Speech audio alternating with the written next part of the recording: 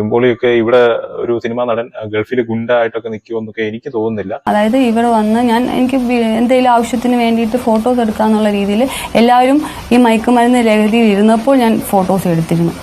1-2 photos. അതായത് ഇവർ മയക്കുമരുന്ന് ലഹരിയിൽ ഇരുന്നപ്പോൾ താങ്കൾ ഇവരുടെ ഫോട്ടോ എടുത്തിരുന്നു, അത് ഈ ഫോണിൽ ഉണ്ടായിരുന്നു. പക്ഷെ ആ ഫോട്ടോ എടുക്കുന്ന സമയം കൊണ്ട് ഹസ്ബൻഡിനെ വിളിക്കാമായിരുന്നില്ലേ താങ്കൾക്ക്? അന്നേരം വിളിച്ചില്ല, കാരണം നമുക്ക് ഇവര് നമ്മളെ നോക്കി ഇരിക്കുവാണല്ലോ, വാച്ച് ചെയ്തോണ്ടിരിക്കുവാണല്ലോ. അവർ നോക്കി ഇരിക്കുമ്പോഴാണോ ഫോട്ടോ എടുത്തത്?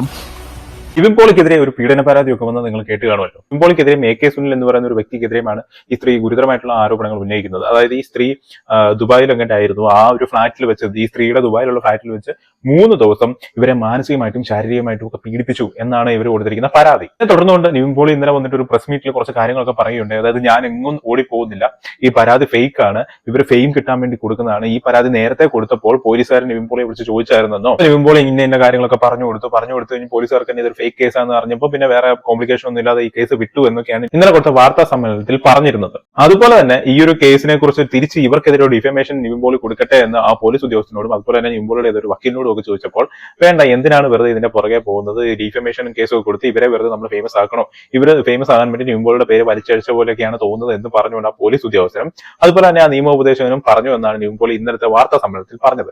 അവിടെ എനിക്ക് ചെറിയൊരു ഡൗട്ട് ഉണ്ട്. കാരണം അങ്ങനെയൊക്കെ ഒരു പോലീസ് ഓഫീസർ പറയുമോ? തീർച്ചയായിട്ടും നമുക്കിപ്പോൾ അനീതി സംഭവിച്ചു എന്ന് അവർക്ക് മനസ്സിലാക്കി കഴിഞ്ഞാൽ തീർച്ചയായിട്ടും അവർ തിരിച്ചൊരു കംപ്ലൈന്റ് രജിസ്റ്റർ ചെയ്യാനല്ലേ പറയുകയുള്ളൂ.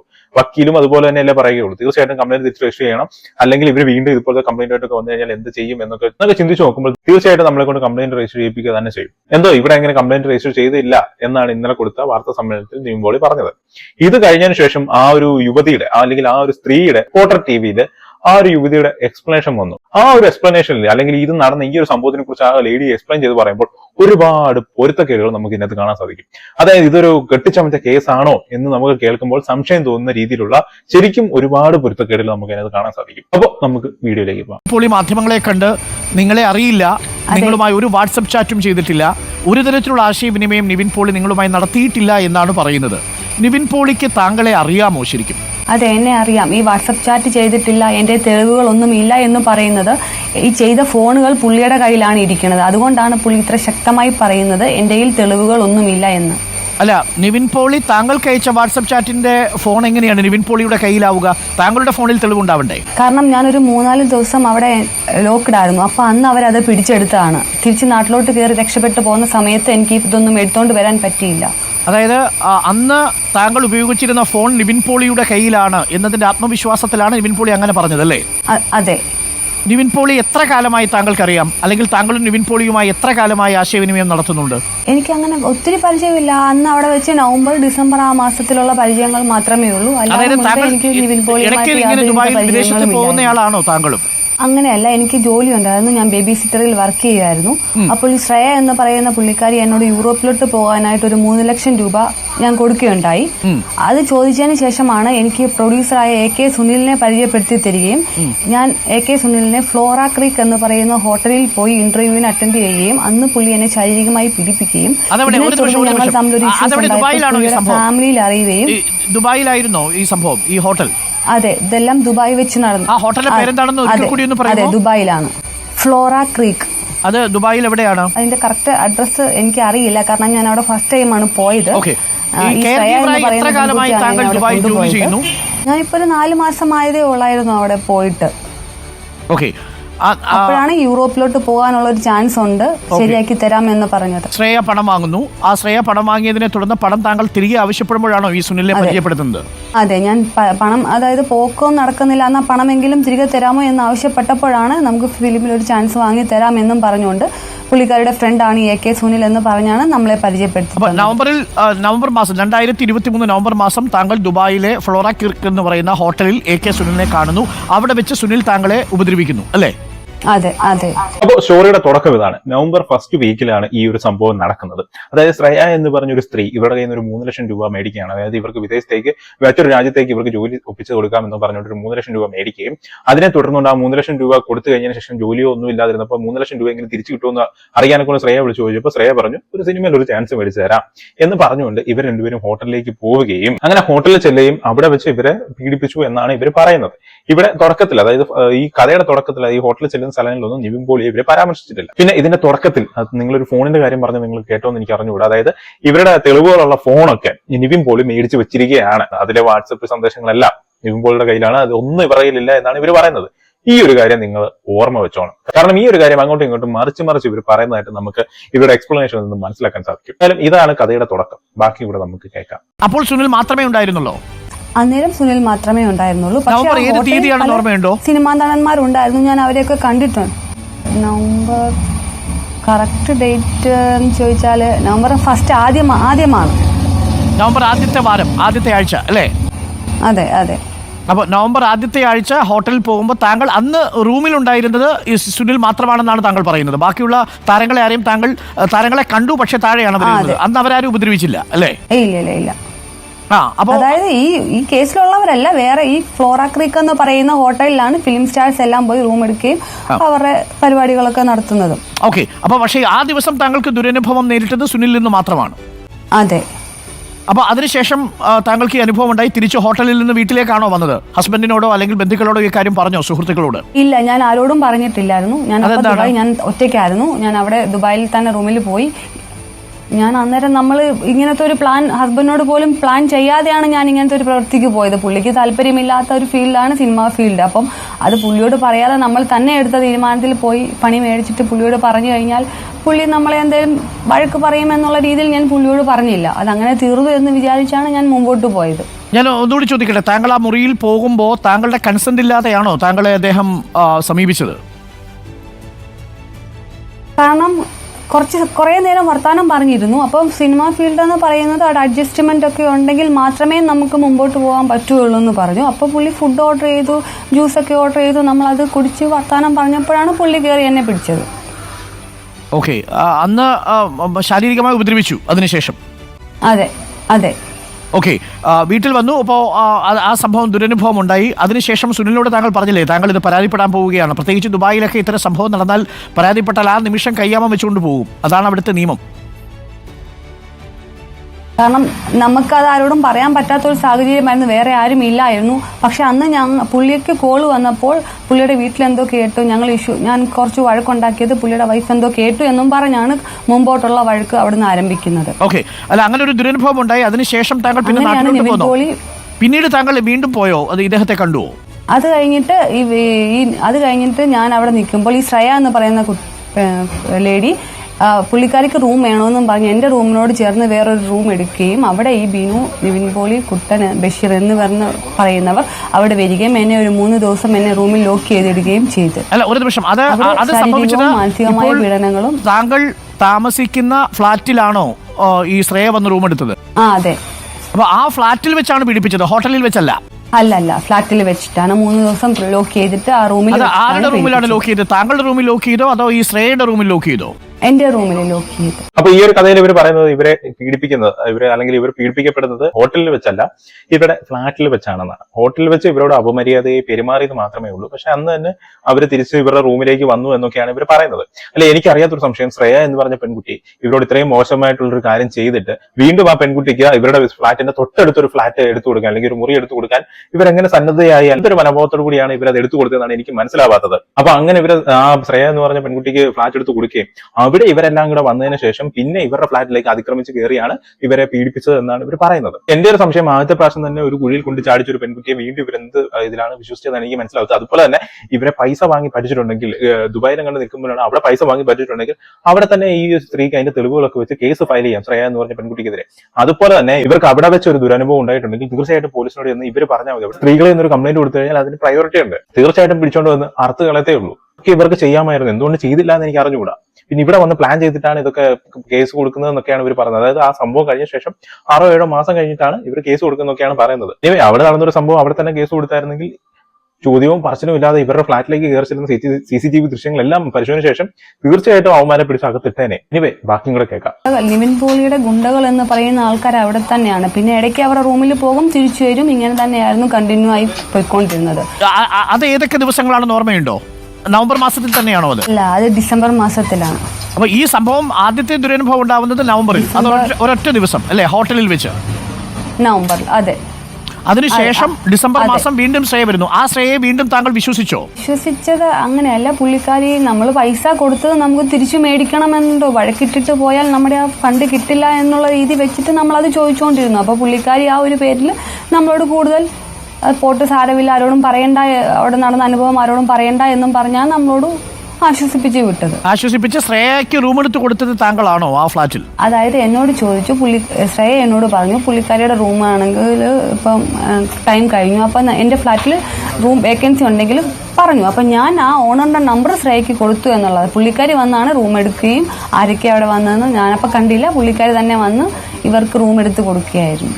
ഓക്കെ, 3 ദിവസമാണ് താങ്കളെ പീഡിപ്പിച്ചത് അല്ലെ, അടച്ചിട്ട് പീഡിപ്പിച്ചത്. ഈ 3 ദിവസവും നിവിൻ പോളി എവിടെ ഉണ്ടായിരുന്നു? അത് 2 ദിവസം.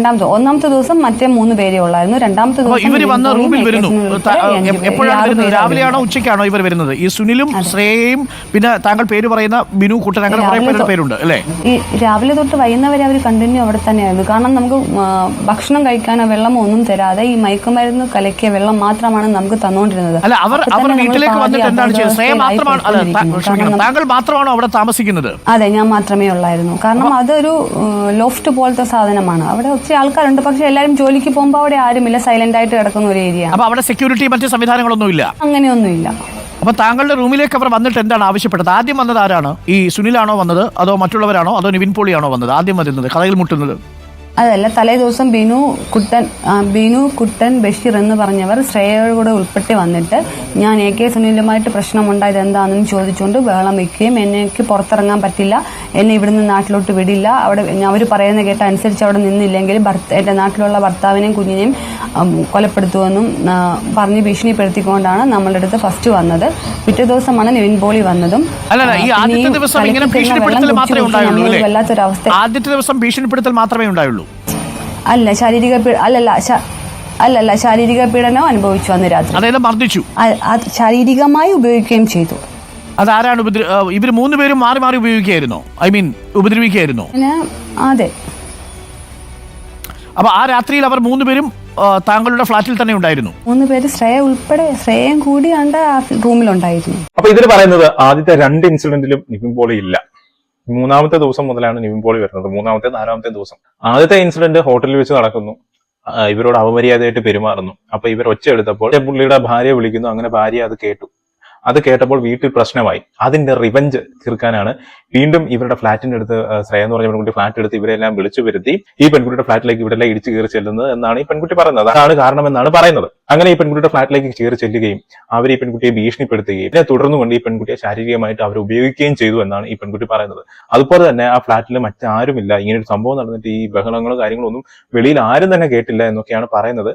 അവിടെ ഒന്നും ആരുമില്ല എന്നൊക്കെയാണ്. രാത്രിയിലൊക്കെ ബഹളങ്ങളൊക്കെ ഉണ്ടാകുമ്പോൾ ആരെങ്കിലുമൊക്കെ കേൾക്കേണ്ടതല്ലേ, പക്ഷെ ആരും തന്നെ കേട്ടില്ല എന്നൊക്കെയാണ് പറയുന്നത്.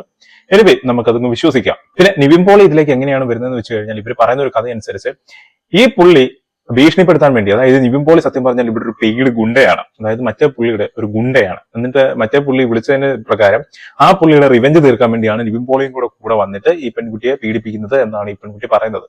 എനിക്കറിഞ്ഞുകൂടാ, നിവിൻ പോളിയൊക്കെ ഇവിടെ ഒരു സിനിമാ നടൻ ഗൾഫിൽ ഗുണ്ടായിട്ടൊക്കെ നിൽക്കുമെന്നൊക്കെ എനിക്ക് തോന്നുന്നില്ല. എനിവേ, നമുക്ക് ബാക്കി കഥയും കൂടെ കേൾക്കാം. ഈ സമയത്ത് താങ്കൾ ഉപയോഗിച്ചിരുന്ന ഫോണിൽ നിന്നും ഭർത്താവിനെ വിളിക്കാനുള്ള ഒരു സമയവും സാവകാശവും കിട്ടിയില്ല? ഇവരുടെ കയ്യിലായിരുന്നു ഈ ഫോണൊക്കെ. പിന്നെ ഇവർ എന്റെ അവിടെ വെച്ചിട്ട് എന്നെ റൂമിൽ ലോക്ക് ചെയ്തിട്ട് എന്റെ വീട്ടിൽ ഇവരെ ആരോ വന്ന് ക്യാമറ വെച്ചു, ബെഡ്റൂമിൽ ക്യാമറ വെച്ചിട്ട് എന്റെ ഹസ്ബൻഡിന്റെ വൈഫൈ ഹാക്ക് ചെയ്യുകയും മെയിൽ ID ഹാക്ക് ചെയ്യുകയും ചെയ്തു. എന്നിട്ട് ഞങ്ങൾക്ക് കോൾ വരുമ്പോൾ അത് കേട്ടോണ്ടിരിക്കുന്നത് ഇവരാണ്, അതായത് അവരാണ് കോൾ എടുക്കുന്നത്. അതായത് പുള്ളിയുടെ ഫോൺ അൺലോക്ക് ചെയ്യുമ്പോൾ തൊട്ട് ഞങ്ങൾ എന്തൊക്കെയാണ് പറയുന്നത് എങ്ങനെയൊക്കെയാണെന്ന് അറിയുന്നത് ഇവർക്ക് കേട്ടോണ്ടിരിക്കാൻ. താങ്കളെ റൂമിൽ ലോക്ക് ചെയ്തതിനു ശേഷം താങ്കളുടെ ഹസ്ബൻഡിന്റെ വീട്ടിൽ പോയിട്ട് എന്ത് ചെയ്തു എന്നാ പറഞ്ഞത്? അവിടെ ഒരു ബെഡ്റൂം ക്യാമറ വെച്ചു, സ്പൈ ക്യാമറ ഒരെണ്ണം വെച്ചിരുന്നു. അതായത് ഇവരെന്തൊക്കെ ചെയ്യുന്നു, അപ്പൊ ഞാൻ കേസ് കൊടുക്കും, കംപ്ലൈന്റ് കൊടുക്കും എന്നൊക്കെ പറഞ്ഞിട്ടുണ്ടായിരുന്നു. ഇവരെങ്ങോട്ട് പോകുന്നു, താങ്കളുടെ വീട്ടിലോ താങ്കളുടെ ഹസ്ബൻഡിന്റെ വീട്ടിലോ? നാട്ടിലുള്ള വീട്ടില്. ആ നാട്ടിലുള്ള വീട്ടിൽ ആരൊക്കെ ഉണ്ട്? ഹസ്ബൻഡിന്റെ ഫാമിലി അവിടെ ഇല്ലേ, അതോ ഹസ്ബൻഡ് മാത്രമേ ഉള്ളൂ? അല്ലല്ല, ഹസ്ബൻഡും മോനും മാത്രമേ ഉള്ളൂ. അപ്പൊ ആ ഹസ്ബൻഡിന്റെ വീട്ടിലേക്ക് ഇവർ അതിക്രമിച്ച് കയറിയോ? അതായത് പുള്ളി പുറത്തു പോയ സമയം, പുള്ളി ഇവിടെ ഇല്ലായിരുന്നു. അപ്പൊ ഈ പുള്ളി പുറത്തു പോയ സമയം ഇവർ വന്ന് ക്യാമറ വെച്ചിട്ട് പോകുകയാണ്. അങ്ങനെ പുറത്തു പോകുന്ന സമയത്ത് നമ്മുടെ വീട്ടിൽ എവിടെയാണ്, നാടെവിടെയാണ്? ഞാൻ അത് ചോദിക്കുന്നത്. ഹസ്ബൻഡിന്റെ സ്ഥലം എവിടെയാണ്, അത് മാത്രം ഒന്ന് പറഞ്ഞാൽ മതി. നേര്യമംഗലം. നേര്യമംഗലത്തെ വീട്ടിൽ അടഞ്ഞു കിടന്ന വീട് കുത്തി തുറന്നാണ് കയറിയത് അല്ലേ? അതായത് അവർ പുറത്തൂടെ വെക്കാനുള്ള ഗ്യാപ്പൊക്കെ ഉണ്ട്, അപ്പോൾ അവർക്ക് അങ്ങനെ ചെയ്ത് വെച്ചിട്ട് പോയി. അല്ല, പുറത്ത് CCTV വെച്ച് കഴിഞ്ഞാലും അതിന്റെ റിസീവറും റെക്കോർഡും എവിടെ വെച്ചു? അതിന്റെ മെഷീൻ ഇവർ റിമോട്ടിലായിട്ട് കണക്ട് ചെയ്തോ? പക്ഷേ എങ്കിലും ആ സാധനം കാണുമ്പോൾ അറിയാലോ, ക്യാമറ പുറത്തുകൂടിയാണ് എടുത്തിരിക്കുന്നതെങ്കിൽ ഒരു പവർ സപ്ലൈ വേണം. പക്ഷേ ഇത് ഞാൻ ഇത് അവിടെ ഇരുന്ന് തന്നെ ഈ നിവിൻ പോളി ഞാൻ അവിടെ ഇരുന്ന് നിവിൻ പോളി എൻ്റെ ഹസ്ബൻഡും മോനും ബെഡ്റൂമിൽ കിടക്കുന്നത് എന്നെ അവിടെ ഇരുന്ന് കാണിച്ചു തന്നിട്ടുണ്ട്. അതായത് ആ റൂമിൽ വെച്ചിട്ട് ഇവർ എൻ്റെ കൈകളിലാണ്, നീ പറയണ എല്ലാം കേൾക്കണം എന്നും പറഞ്ഞുകൊണ്ട് എന്നെ അവിടെ വെച്ച് കാണിച്ചു തന്നിട്ടുണ്ട്. ഇത് ഹസ്ബൻഡ് ആ ക്യാമറ പിന്നെ തിരിച്ചറിഞ്ഞോ? വീട്ടിൽ വെച്ച CCTV കണ്ടെത്തിയോ? വീട്ടിൽ വെച്ച CCTV കണ്ടില്ല. പിന്നെ ഇവർ വന്ന് അത് റിമൂവ് ചെയ്ത് പോയെന്നാണ് എൻ്റെ വിശ്വാസം. കാരണം അവിടെ പല ഇതും നമുക്ക് പറ്റിയിട്ടുണ്ട്. കാരണം നമ്മൾ എന്നും വീട്ടിലിരിക്കുന്നവരല്ല, നമ്മൾ അങ്ങോട്ടും ഇങ്ങോട്ടോ പോയപ്പോൾ അത് അവർ എടുത്തിട്ട് പോയി. ഞങ്ങൾ കേസ് കൊടുത്തതിന് വാതിൽ തുറക്കാതെ ഒരാൾക്ക് പുറത്തുനിന്ന് വന്ന് CCTVയോ മറ്റു ക്യാമറയോ അവിടെ വെക്കാൻ പറ്റുമോ? അതായത് ഇവർക്ക് അറിയാം എന്റെ വീടിന്റെ ചാവി എവിടെ ഇരിക്കണമെന്ന്. കാരണം ഈ ഹസ്ബൻഡ് താക്കോല് കയ്യിൽ പിടിച്ചുകൊണ്ട് പോകുന്നില്ല, വീടിന്റെ ഒരു സൈഡിൽ വെക്കുകയാണ്. അതെങ്ങനെയാണ് ഇവർക്ക് അറിയാൻ കഴിയുക? താങ്കൾക്ക് ഇവരെ നേരത്തെ പരിചയമില്ലല്ലോ. ഈ AK സുനിലും മറ്റുള്ള സംഘാംഗങ്ങളുമായി താങ്കൾക്ക് പരിചയമില്ലല്ലോ. കാരണം ഞങ്ങളുടെ ഫോണിൽ എൻ്റെ ഹസ്ബൻഡിന്റെ ഫോണിലോട്ട് ഒരു മെസ്സേജ് അയക്കുകയും അതുവഴി ഹാക്ക് ചെയ്യുകയും ഞങ്ങൾ എന്താണ് പറയണേ, എന്താണ് സംസാരിക്കുന്നതെന്ന് ഇവർക്ക് അത് കേൾക്കാൻ പറ്റുകയും. മെസ്സേജ് അയച്ച് ഹാക്ക് ചെയ്തോ? അതായത് ഫോൺ അൺലോക്ക് ചെയ്യുമ്പോൾ തൊട്ടേ ഫോൺ അവരുടെ ഹാൻഡിലാണ് കാര്യങ്ങൾ. പുള്ളിയുടെ ഫോൺ അൺലോക്ക് ചെയ്യുമ്പോൾ തൊട്ടേ ഇവർക്ക് അറിയാൻ പറ്റും എന്തൊക്കെയാണ് എങ്ങനെയൊക്കെയാണെന്ന്. അവർക്ക് അത് അവിടെ ഇരുന്നുകൊണ്ട് നിയന്ത്രിക്കാൻ പറ്റുമായിരുന്നു. കഥയൊക്കെ ഹോളിവുഡ് ലെവലിലേക്കൊക്കെയാണ് പോകുന്നത്. എനിവേ, വിശ്വസിക്കാല്ലാതെ വേറെ വഴിയില്ലല്ലോ. പക്ഷെ ഇവർ പറയുന്നതിൽ എനിക്കൊരു പൊരുത്തക്കേട് തോന്നി. അതായത് ഇവരുടെ ഹസ്ബൻഡിന്റെ ഫോൺ ഹാക്ക് ചെയ്തു എന്നാണ് അവർ പറയുന്നത്. പിന്നെ വൈഫൈയും ഹാക്ക് ചെയ്തു. പിന്നെ ഇവരുടെ ഇവരുടെ ബെഡ്റൂമിൽ കൊണ്ടുപോയി ഒരു ക്യാമറ വെച്ചിട്ട് നിവിൻ പോളി ഹസ്ബൻഡും കുഞ്ഞും കിടക്കുന്നത് കണ്ടോ, ഇവരെ ഞങ്ങളുടെ കയ്യിലാണ് എന്ന് പറഞ്ഞ് ഇവരെ കാണിച്ചു എന്നൊക്കെയാണ് ഇവർ പറയുന്നത്. വിശ്വസിക്കാം, ഓക്കെ. അപ്പൊ എനിക്ക് ഇതിന്റെ അകത്ത് വന്നൊരു സംശയം ഇതാണ്.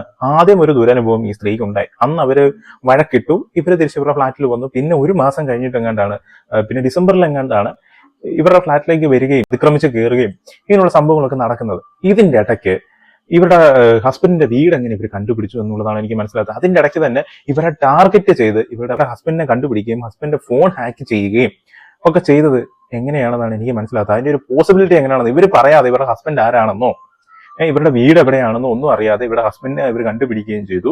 അതുപോലെ തന്നെ ഇവരുടെ ഹസ്ബൻഡിന്റെ ഫോൺ ഹാക്ക് ചെയ്യുകയും ചെയ്തു. അതിനുശേഷം ഇവര് സംഭാഷണം നടത്തി നോക്കി ഇവർ കേട്ട് കാണും, ഓക്കെ, സമ്മതിച്ചു. എനിവേ, എന്നാലും ഇവര് അങ്ങോട്ടും ഇങ്ങോട്ടും വർത്താനം പറയുമ്പോൾ ഇവരുടെ വീട് കറക്റ്റ് ലൊക്കേഷൻ എവിടെയാണെന്ന് അങ്ങോട്ടും ഇങ്ങോട്ടും പറയേണ്ട കാര്യമില്ലല്ലോ.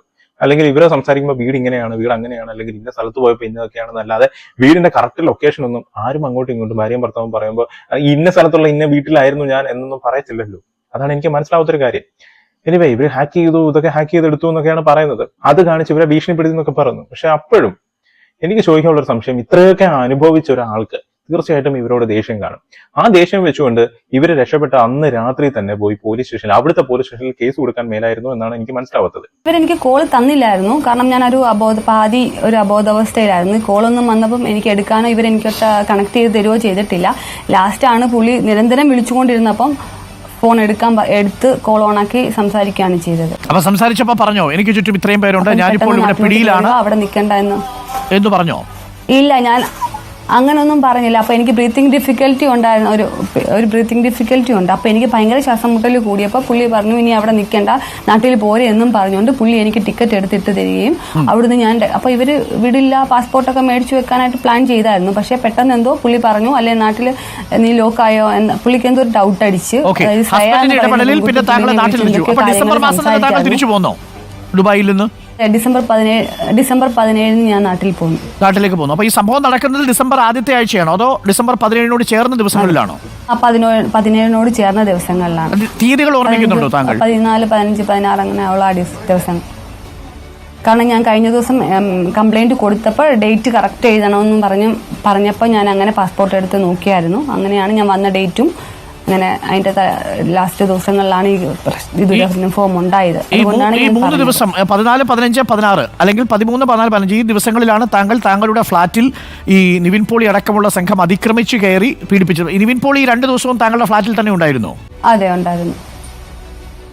അപ്പോൾ താങ്കൾക്ക് ഈ ടിക്കറ്റ് എങ്ങനെയാണ് കിട്ടിയത്? ആരാണ് തന്നത് ടിക്കറ്റ് നാട്ടിലോട്ട് പോകാൻ? അതായത് മേക്ക് മൈ ട്രിപ്പ് വഴി എൻ്റെ ഹസ്ബൻഡ് എനിക്ക് ഫോണിൽ സെൻഡ് ചെയ്ത് വരെ ചെയ്യാൻ. ആ ഫോൺ പക്ഷേ നിവിൻ പോളിയുടെ കയ്യിലല്ലേ? കാരണം അത് എൻ്റെ 2 ഫോൺ ഉണ്ടായിരുന്നു യൂസ് ചെയ്ത, നാട്ടിലെ സിം ഇട്ട ഒരു ഫോണും അതായത് ദുബായിൽ യൂസ് ചെയ്യുന്ന ഒരു ഫോണുമായിരുന്നു എൻ്റെ കയ്യിൽ ഉണ്ടായിരുന്നത്. അപ്പോൾ ഈ ദുബായിൽ യൂസ് ചെയ്ത ഇവരോട് ചാറ്റ് ചെയ്ത വാട്സപ്പ് നമ്പറും കാര്യങ്ങളും എല്ലാം ആയിരുന്നു, ഫോട്ടോ എടുത്തതും ഒക്കെ ആയിരുന്നു എൻ്റെ കയ്യിലിരുന്ന ഒരു ഫോൺ. ആ ഫോണാണ് അവർ പിടിച്ചെടുത്തത്. നാട്ടിലെ സിം ദുബായ് വർക്ക് ചെയ്യില്ലല്ലോ, സ്വാഭാവികമായും ദുബായിലെ സിമ്മിലല്ലേ വാട്സപ്പ് വരുള്ളൂ, ടിക്കറ്റ് വരുള്ളൂ. കാരണം ഞാൻ ആ വാട്സപ്പ്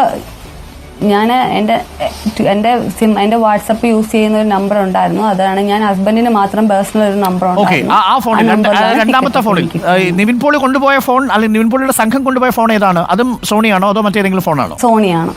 ആ ഫോൺ നമ്പർ താങ്കൾക്ക് ഓർമ്മയുണ്ടോ? ഗൾഫിലെ നമ്പർ? അതെ ഉണ്ട്. പക്ഷെ ഇപ്പൊ എനിക്ക് കാണാതെ പറയാൻ പറ്റില്ല, എന്റെ ഫോണിൽ നിന്ന് നോക്കിയെടുത്ത് വേണം അത്.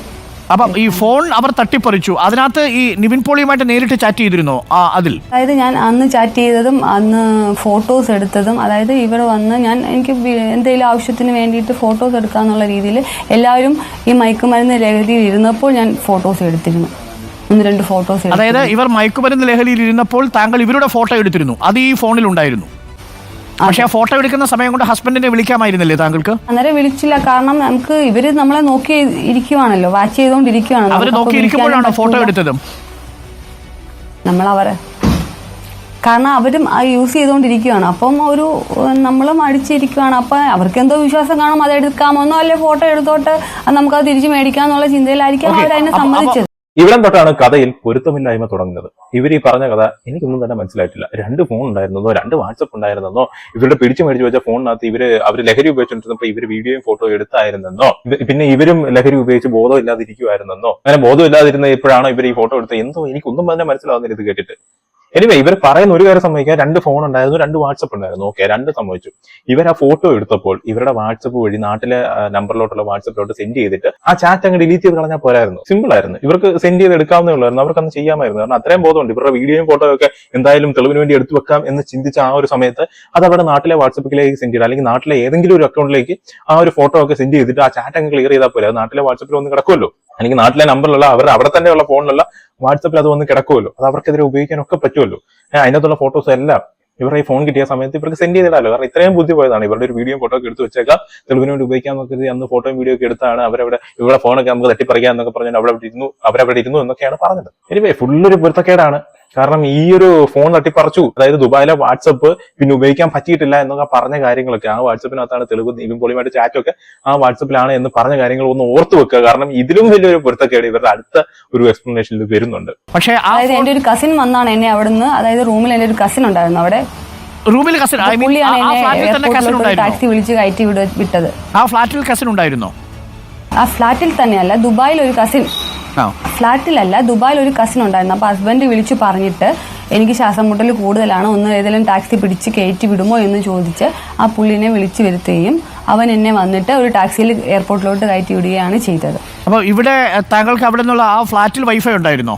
അതെ ഉണ്ടായിരുന്നു. ആ വൈഫൈയിലാണ് താങ്കൾ ഈ വാട്സപ്പ് കണക്ട് ചെയ്തത് അല്ലേ, ടിക്കറ്റ് കിട്ടാൻ വേണ്ടി? അതെ അതെ. അപ്പൊ അത് ഫോണിലാണ് താങ്കൾക്ക് ഉണ്ടായിരുന്നത് അല്ലെ? ഫോണിൽ ആ ടിക്കറ്റ് അയച്ചു തന്നു, അതിനുശേഷം ഇതൊക്കെ ഹസ്ബൻഡിന്റെ ഫോണിൽ ഉണ്ടാവുമല്ലോ അല്ലേ? അതെ ഉണ്ടാവും.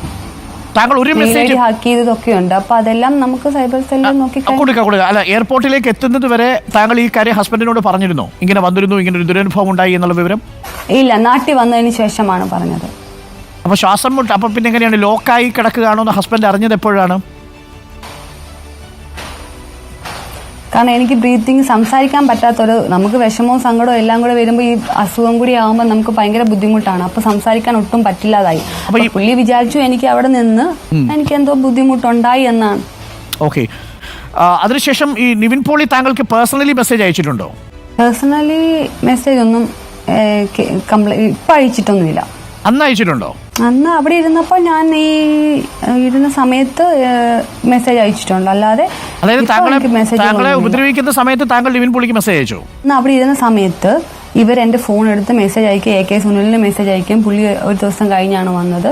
അപ്പോൾ ആ ചാറ്റിങ്ങും AK സുനിലുമായിട്ട് ചാറ്റ് ചെയ്തതും ഒക്കെ അതിനകത്തുണ്ടായിരുന്നു. ഇത് നിവിൻ പോളി തന്നെയാണെന്ന് ഉറപ്പാണല്ലോ അല്ലേ താങ്കൾക്ക്? എടുക്കുകയോ ചെയ്തു ആ വീഡിയോസ്. അതെ. സ്വിമ്മിംഗ് പൂള് തന്നെ അല്ലേ എന്ന് ഉറപ്പല്ലേ എന്നാണ് അവതാരകൻ ചോദിച്ചത്. അതൊരു ചോദ്യം തന്നെയാണ്. എനിവേ, ഇവിടെ ഒരു കസിൻ ഉണ്ടെന്ന് പറയുന്നു. ആ കസിനോട് ഹസ്ബൻഡ് വിളിച്ചു പറയുന്നു, കസിൻ വരുന്നു, ഇവരെ കൂട്ടിക്കൊണ്ട് പോകുന്നു. ഇവരെ കൂട്ടിക്കൊണ്ട് പോകാൻ വരുന്ന സമയത്ത് അവരെല്ലാം കൂടെ മറ്റൊരു റൂമിലേക്ക് മാറിയിരിക്കുന്നു എന്നൊക്കെയാണ് പറയുന്നത്. എന്തൊക്കെയോ അങ്ങോട്ട് ഒക്കുന്നില്ല കഥ, അങ്ങോട്ട് എവിടെയൊക്കെ എന്തൊക്കെയോ പൊരുത്തക്കേടുകൾ പോലെ തോന്നുന്നു. ഇവർക്ക് ഇത്രയും ക്രൂരമായിട്ടുള്ള പീഡനങ്ങളൊക്കെ അനുഭവിച്ചപ്പോൾ തീർച്ചയായിട്ടും ഈ സ്ത്രീയുടെ അവസ്ഥ കാണുമ്പോഴും ഒക്കെ കസിന് മനസ്സിലാക്കാവുന്ന ഒരു കാര്യമേ ഉള്ളൂ. എന്ത് പറ്റിയെന്ന് ചോദിക്കാം. അല്ലെങ്കിൽ ഇവർക്ക് ഇത്രയും പീഡനങ്ങളൊക്കെ അനുഭവിച്ചിരിക്കുന്ന സമയത്ത് തീർച്ചയായിട്ടും ആരുടെങ്കിലും ഒക്കെ ഷെയർ ചെയ്യാമല്ലോ. അല്ലെങ്കിൽ ആ കസിനോട് പറഞ്ഞാൽ തന്നെ, അല്ലെങ്കിൽ ഒന്നുമില്ല, ഹസ്ബൻഡിനെ വിളിച്ചപ്പോൾ തന്നെ സൂചന കൊടുത്തു കഴിഞ്ഞാൽ കസിനോട് പറയുമല്ലോ.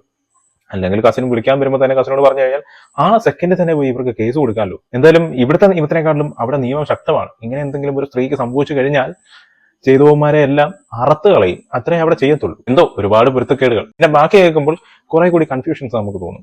ഫെബ്രുവരി, മാർച്ച്, ഏപ്രിൽ, മെയ്, ജൂണിൽ പരാതി കൊടുക്കാൻ തീരുമാനിക്കുന്നു. ആ 5 മാസം നമ്മൾ കൂടി ആലോചിച്ചു. ഇപ്പോൾ പരാതി കൊടുക്കാമെന്ന് തീരുമാനിച്ചത് ആ സാഹചര്യം എന്താണ്? ആരാണ് ആത്മവിശ്വാസം തന്നത്? ഹസ്ബൻഡ് തന്നെയാണോ? ഹസ്ബൻഡ്. അതെ, ഹസ്ബൻഡാണ് നമുക്ക് ആത്മവിശ്വാസം തന്നത്. കാരണം പല വണ്ടികളും നമ്മളെ ഇവർ പറഞ്ഞത് കൊട്ടേഷൻ നമ്മളെ ഉപദ്രവിക്കുമെന്ന് പറഞ്ഞിട്ടുണ്ടായിരുന്നു. അപ്പം നമുക്കൊരു പേടിയായിട്ട് മുമ്പോട്ട് പോകേണ്ട, കേസ് കൊടുത്തിട്ട് നമുക്കങ്ങ് മുമ്പോട്ട് പോകാം എന്നുള്ളൊരു ആത്മവിശ്വാസം ഉള്ളത് കൊണ്ടാണ് നമ്മളത് കൊടുത്തത്. നാട്ടിൽ തിരിച്ചെത്തിയതിനു ശേഷം ഇവരാരെങ്കിലും ബന്ധപ്പെട്ടിരുന്നോ ഫോണിൽ? അതെ, AK സുനിൽ മെസ്സേജ് അയച്ചായിരുന്നു, തിരിച്ച് ദുബായിക്ക് കയറാമെന്നും പറഞ്ഞുകൊണ്ട് മെസ്സേജ് അയച്ചു. ആരുടെ ഫോണിലാണ് മെസ്സേജ് അയച്ചത്? താങ്കളുടെയോ ഹസ്ബൻഡിന്റെയോ? എൻ്റെ ദുബായിലുള്ള ഒരു സിം ഞാൻ പറഞ്ഞല്ലോ. ആ സിം ഇവർ ഓൾറെഡി നമ്മളവിടെ ആക്കി 2 ദിവസം പിടിച്ചു വെച്ചപ്പോൾ എൻ്റെ സിമ്മും നമ്പറുകളെല്ലാം ഇവർക്ക് അറിയാമായിരുന്നു. അപ്പോൾ തിരിച്ച് ചെല്ലാൻ പറഞ്ഞുകൊണ്ട് മെസ്സേജ് അയച്ചായിരുന്നു. ആ ദുബായിലുള്ള സിമ്മിൽ നാട്ടിലെങ്ങനെയാണ് മെസ്സേജ് അയക്കുക? വാട്സപ്പാണ് ഉദ്ദേശിച്ചത്. ദുബായിലുള്ള സിമ്മിൽ നാട്ടിലേക്ക് ആ നമ്പറിൽ നാട്ടിലെ ഫോണിലും ആ വാട്സപ്പ് സേവ് ചെയ്തിരുന്നു അല്ലേ? അതെ.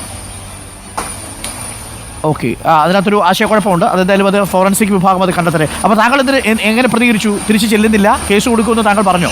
അതെ, പറഞ്ഞിരുന്നു. കേസ് കൊടുത്തതിന് ശേഷം ഇവർ നമ്മളെ സോഷ്യൽ മീഡിയ വഴി ഞങ്ങൾ ഹണി ട്രാപ്പ് കപ്പിൾസ് ആണെന്ന് പറഞ്ഞിട്ട് സോഷ്യൽ മീഡിയ വഴി ഞങ്ങളുടെ ഫോട്ടോസ് ഇട്ട് പ്രചരിപ്പിക്കുകയുണ്ടായി.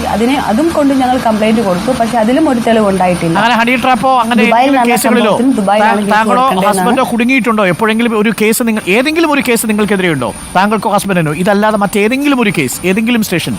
ഇത് ഇന്നേ വരെ ഞങ്ങളുടെ പേരിൽ ഒരു കേസുമില്ല, ഒരു കംപ്ലൈന്റ് ഇതുവരെ രജിസ്റ്റർ ചെയ്തിട്ടില്ല.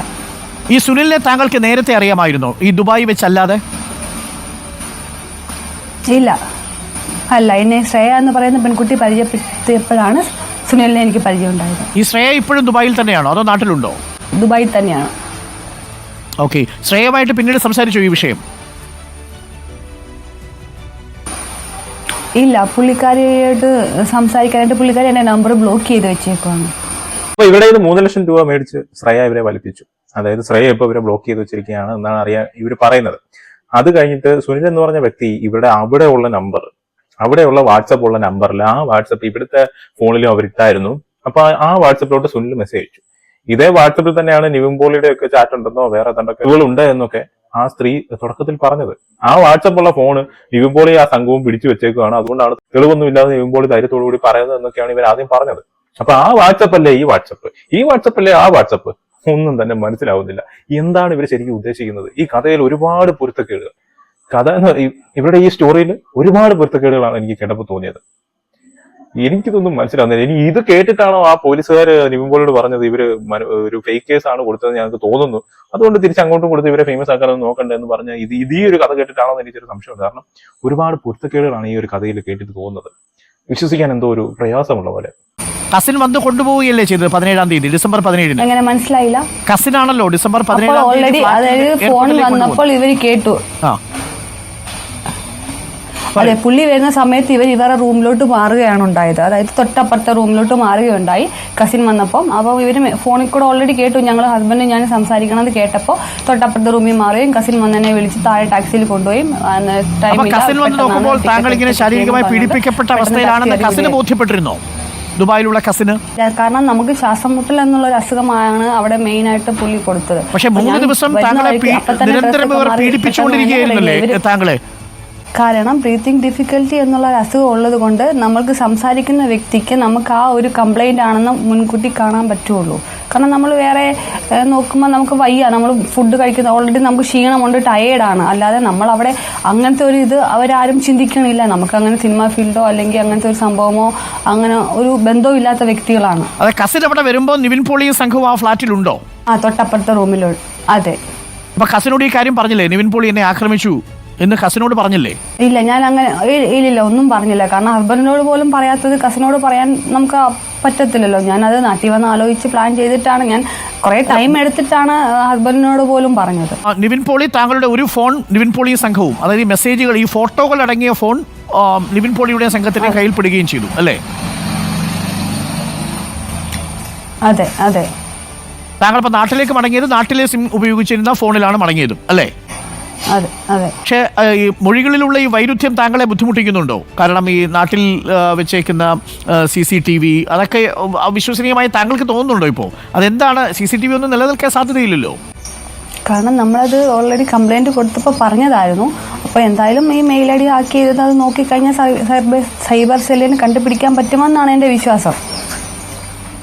Okay, thank you. നമ്മുടെ വൈഫൈയിൽ ഏതൊക്കെ വൈഫൈ കണക്ട് ആയിട്ടുണ്ടെന്നും. ഈ നിവിൻ പോളി അതിനു മുമ്പ് താങ്കൾ ജീവിതത്തിൽ കണ്ടിട്ടേ ഇല്ലല്ലോ, ആദ്യമായിട്ട് ഈ റൂമിൽ വരുമ്പോഴല്ലേ കാണുന്നത്? അതെ അതെ. അപ്പൊ നിവിൻ പോളി വന്ന ഉടനെ ഈ നിവിൻ പോളി ശരിക്കും നിവിൻ പോളി വന്നത് ഈ സുനിലിന് വേണ്ടിയാണോ വന്നത്? അതെ, എന്നോട് അങ്ങനെയാണ് പറഞ്ഞത്. എന്നിട്ട് എന്താണ് നിവിൻ പോളി നേരിട്ട് താങ്കളോട് ഭയങ്കര ഇവര് പറയണത് പുള്ളിക്ക് ഓരോ ആവശ്യത്തിന് ഫണ്ട് റോൾ ചെയ്യുന്നതും ഒക്കെ ഈ AK സുനിൽ എന്ന് പറയുന്ന ആളാണ്. അപ്പൊ പുള്ളി എന്ത് പറഞ്ഞാലും എന്ത് ഹെൽപ്പ് ആവശ്യപ്പെട്ടാലും പുള്ളി അത് ചെയ്തു കൊടുക്കുമെന്നും പറഞ്ഞു. എന്നിട്ട് നിവിൻ പോളി താങ്കളെ ഉപദ്രവിച്ചു. അപ്പം നിവിൻ പോളിയെ പോലെ വലിയൊരു സ്റ്റാറൊക്കെ വന്ന് ഒരു പ്രൊഡ്യൂസർക്ക് വേണ്ടി താങ്കളെ പീഡിപ്പിച്ചതിന് ശേഷം തിരിച്ചു പോകുമെന്ന് കരുതുക സാധ്യമാണോ? എനിക്ക് സംശയമാണ്. ഇത് മനുഷ്യരുടെ കാര്യമാണ്, പറയാൻ കഴിയില്ല. ഈ സ്റ്റാർ എന്ന് പറയുന്നത് കേരളത്തിലാണ്. ഈ സ്റ്റാറുകൾ കേരളത്തിന് പുറത്തു പോയി കഴിഞ്ഞാൽ അവർ സ്റ്റാർ അല്ല, അവർ വേറൊരു മനുഷ്യരാണ്. അപ്പൊ ഇതിന്റെ അകത്ത് അവതാരകൻ തന്നെ ചോദിക്കുന്നുണ്ട്, നിങ്ങളുടെ ഈ മൊഴിയിലുള്ള വൈരുദ്ധ്യം ഒരു ബുദ്ധിമുട്ടാവുന്നുണ്ടോ എന്ന് അയാൾ തന്നെ അങ്ങോട്ട് ചോദിക്കുന്നുണ്ട്. കാരണം ഇത് കേട്ടിട്ട് മൊത്തം ഒരു പുകമറ മാത്രമേ ഉള്ളൂ, ഒന്നിലും ഒരു വ്യക്തതയില്ല. CCTV വെച്ചെന്നോ, ഒരു ഫോണിൽ വാട്സപ്പ് ഈ ഫോണിലുണ്ടായിരുന്നു, ഈ ഫോണിലെ വാട്സപ്പ് ആ ഫോണിലുണ്ടായിരുന്നു, പക്ഷെ ആ ഫോൺ ഇപ്പൊ എന്റെ കയ്യിലില്ല, അതുകൊണ്ട് അതിന്റെ വാട്സപ്പിനകത്ത് ചാറ്റും കാര്യങ്ങളൊന്നും ഇല്ല. പക്ഷെ ആ വാട്സപ്പ് ഞാൻ എന്റെ നാട്ടിലുള്ള ഫോണിനകത്ത് ലോഗിൻ ചെയ്തിട്ടുണ്ടായിരുന്നു. എന്തൊക്കെയാണ് എന്തൊക്കെയോ ഇവർ പറഞ്ഞു വെക്കുന്നുണ്ട്, പക്ഷെ ഒന്നിലും ഒരു വ്യക്തതയില്ല. പിന്നെ AK സുനിൽ എന്ന് പറയുന്ന വ്യക്തിക്ക് വേണ്ടിയിട്ട് തല്ലാനും ചവിട്ടാനും നടക്കുന്ന ഒരു ഗുണ്ടയായിട്ടാണ് നിവിൻ പോളി അവിടെ വന്നതെന്നോ, കേരളത്തിൽ നിൽക്കുമ്പോൾ മാത്രമുള്ള സൂപ്പർ സ്റ്റാർ, വെളിയിലോട്ട് പോയി കഴിഞ്ഞാൽ വേറൊരു മനുഷ്യനാണെന്നോ, സുനിൽ എന്ന് പറഞ്ഞ വ്യക്തിക്ക് വേണ്ടി എന്തും ചെയ്യാൻ വേണ്ടി നടക്കുന്ന ഒരാളാണ് നിവിൻ പോളി എന്നൊക്കെയാണ് ഇവർ പറഞ്ഞു വെക്കുന്നത്. എനിക്കറിയാൻ പാടില്ല. പിന്നെ അതിനകത്ത് അവതാരകം പറഞ്ഞ പോലെ തന്നെ മനുഷ്യരാണ്, മാറുകയൊക്കെ ചെയ്യാം. എന്തായാലും ഒരുപാട് വൈരുദ്ധ്യങ്ങൾ ഇവരുടെ മൊഴികളിലുണ്ട്, അത് നമുക്ക് പ്രകടമായിട്ട് മനസ്സിലാക്കാനും സാധിക്കും. എന്തായാലും ഒന്നേ പറയാനുള്ളൂ, നിവിൻ പോളി ഇങ്ങനെ ഒരു തെറ്റിദ്ധാരം ചെയ്തിട്ടുണ്ടെങ്കിൽ തീർച്ചയായിട്ടും അത് അന്വേഷണ ഉദ്യോഗസ്ഥർ കണ്ടുപിടിക്കുക തന്നെ വേണം, ഇവർക്ക് നീതി കിട്ടുക തന്നെ വേണം. അങ്ങനെയല്ല ഇവര് മനഃപൂർവ്വം ഒരു ഫേക്ക് കേസ് കൊടുത്തതാണെങ്കിൽ തിരിച്ച് ഇവർക്കും എന്താണോ അർഹിക്കുന്ന ശിക്ഷ അത് ഇവിടുത്തെ നിയമം ഉറപ്പുവരുത്തുകയും വേണം. അത്രേ ഉള്ളൂ. എന്തായാലും ഇതൊക്കെ കണ്ട് നിങ്ങൾക്ക് എന്തെങ്കിലുമൊക്കെ മനസ്സിലായിട്ടുണ്ടെങ്കിൽ കമന്റ് ചെയ്യുക. എനിക്കിത് കണ്ടിട്ട് മൊത്തം ഒരു പുകമറ മാത്രമേ ഉള്ളൂ.